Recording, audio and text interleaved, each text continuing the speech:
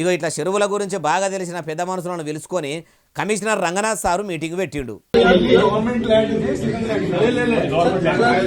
చెరువులను కాపాడాలి. శరం తప్పిన కొందరు చెరువులు చెరబట్టి కుంటలు ఊడిపేసి ప్రభుత్వ భూములు అన్యాయంగా కబ్జాలు పెట్టిర్రు. వాళ్ళ పేర్ల మీద పట్టా చేయించుకుంటురు.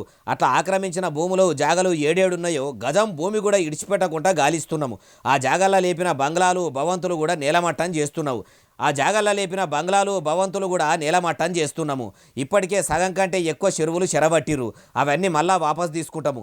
ఇప్పుడు ఉన్న చెరువులను కాపాడుకోవాలనే మిమ్మల్ని పిలిపించినాము.